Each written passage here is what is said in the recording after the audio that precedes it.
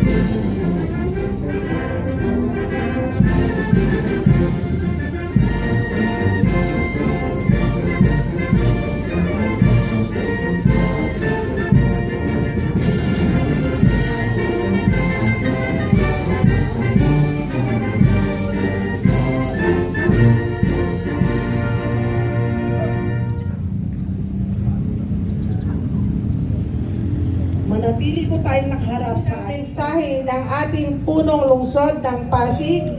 Mga kasama, palakpakan po natin Mayor Vico Soto. Maraming salamat. Magandang umaga sa ating lahat, sa ating Sangguniang Panlungsod at siyempre sa ating host ngayong umaga ng City Health Department. Kita-kita po tayo, Doc P, sa oral care fun run natin. Dapat tahangiti hanggang finish line, Doc P, ha? Sa ating mga 5 kilometers lang naman daw, sabi ni Doc P. Sa ating bisita mula sa PhilHealth, maraming salamat po. Gaya ng nabanggit na kanina, para sa kaalaman ng lahat, halos lahat ng health center, majority ng health center natin ay YACAP accredited na po. Sa side naman po ng mga gamot, kasi diba sa YACAP may konsultasyon, may diagnostics, at may maintenance medicines. More than 70 ang maintenance medicines na available. At balita ko, madadagdagan pa yan sa susunod na mga panahon. Ano?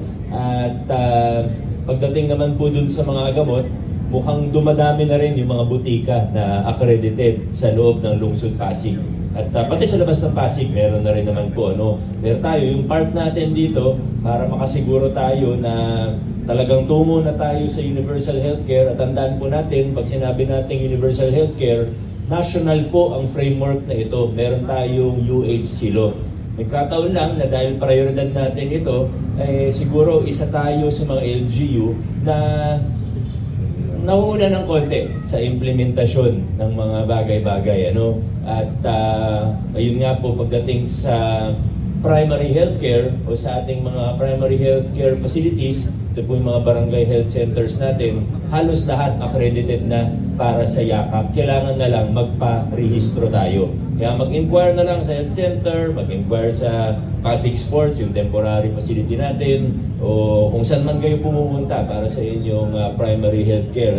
At tuloy-tuloy lang po tayo magtatrabaho. Marami tayong bago ngayon, yung sa San Jose, malapit na magbukas yung bagong health center natin. Ganun din yung sa Santos. At may mga ilan pa, marami tayong bagong pasilidad, may mga pinapagawa, pinapaayos, talagang priority po. Makikita naman po pag tinignan ng lahat ng mga nangyayari sa ating lungsod. Kaya dire-diretso lang po tayo tungo sa universal healthcare, kung saan pinaka-importanting bahagi nito ang primary healthcare, preventive healthcare. Maraming salamat po. Magandang umaga sa ating lahat. Siyempre kasama yung dental healthcare doon sa primary healthcare. At adjourn na po tayo. Maraming salamat po.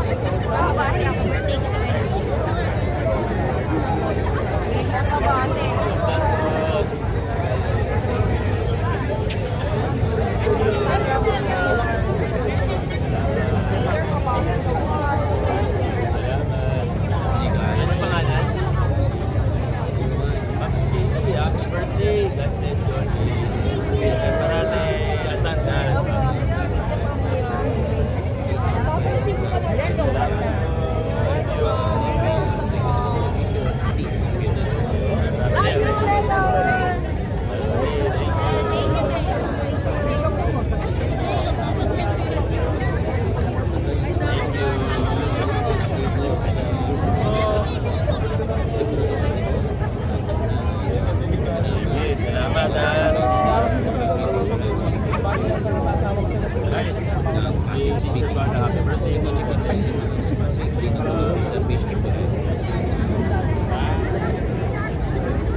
Salamat.